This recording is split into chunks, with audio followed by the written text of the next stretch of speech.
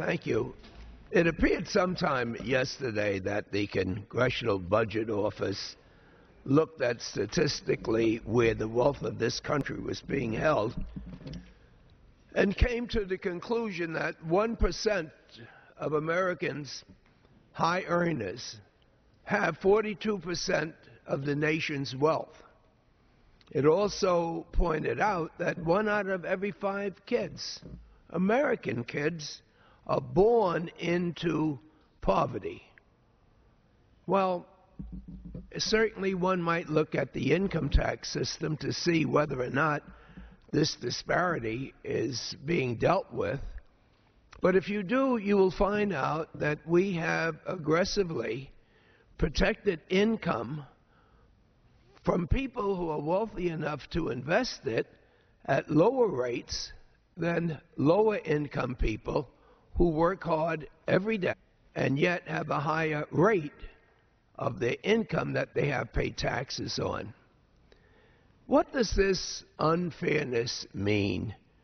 Well, one thing I can tell you is that you're not going to have too much noise from the spiritual community, because somehow their silence as we deal with the question of budget deficits and budget cuts, they haven't responded to the fact that many of these cuts has to deal with income after retirement with Social Security. Others deal with the ability to pay for health care. Others just deal with the plight of not being able to put food on the table, to get health care. In other words, it's all biblical as to what is wrong about the disparities in income.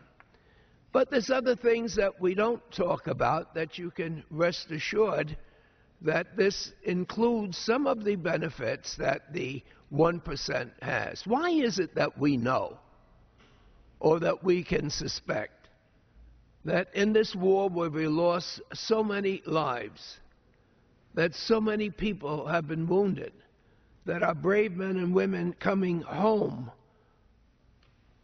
will subject themselves to a lack of funds to deal with their physical and mental problems, and yet we somehow know that that 1% was not involved in defending our great nation. Oh, we take it for granted that those people who can't get jobs would volunteer.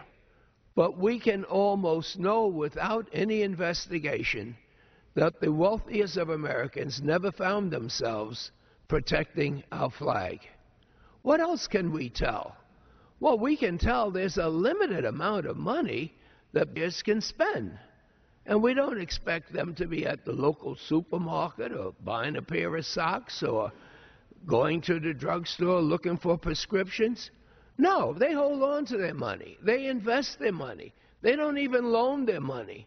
But having said that, one thing is clear, that if we have the other 99% of the people that are not wealthy, and if it was possible for them to get a fairer shake and have more expendable income, you wouldn't have to put out ads for them to buy, that they have the needs and that they would be purchasing. And small businesses depend on these people, not the barons, not the tycoons, but they depend on the people in the neighborhood. That's why the stores are located.